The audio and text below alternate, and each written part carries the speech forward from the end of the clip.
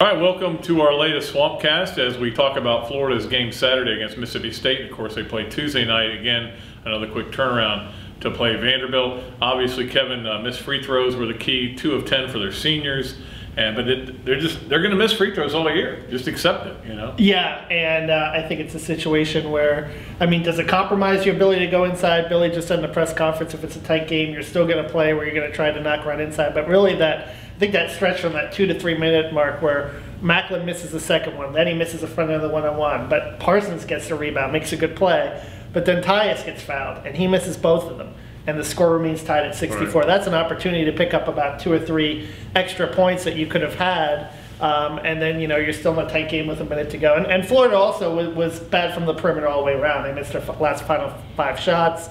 Walker missed a 3. Boynton missed an open jumper. And then Boynton also had a double dribble in a key offensive possession. So really bad performance all around in crunch time at Mississippi State. Yeah, I think Boynton and Walker were 2 of 12 from three-point range. And Florida's not going to win many games with Kenny Boynton scoring 4 points. It's just not going to happen unless somebody else gets on fire. The amazing thing to me was that there were only 4 players for Mississippi State who scored in the game.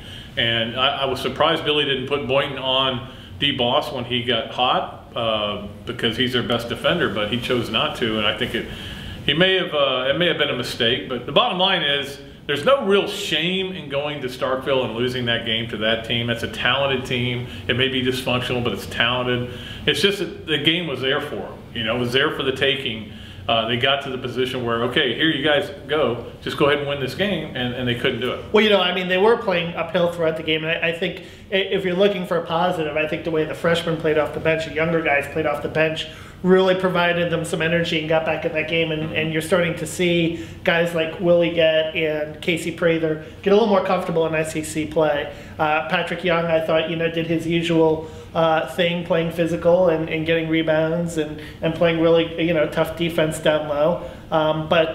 Again, and Eric Murphy too, you know, made some big shots off the bench, and you know, but he's a guy that's a defensive liability, and that's why, you know, Billy mentioned even though he's an 81% free throw shooter, doesn't feel comfortable playing him down the stretch.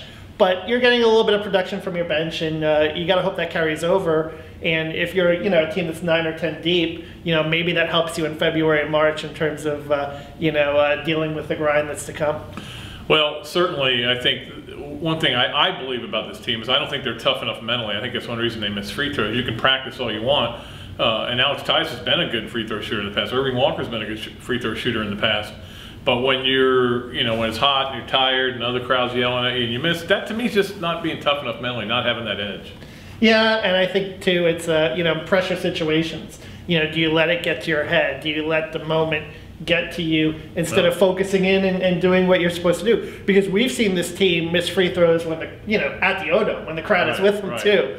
I think it's just the end of the game. Maybe they think about the scoreboard a little bit instead of just thinking about the process of you know, making a free throw in a late situation. Florida's still in good shape as far as going to the NCAA tournament at the end of the year. I mean, they're right now projected to be a 5 seed. If you're a 5 seed, guess what? You may get the 12 that's playing on Tuesday night. So you never know what's going to happen there. The bottom line is this is a big week for the Gators, obviously with Vandy and Kentucky. Well, we're going to talk about the Vanderbilt game.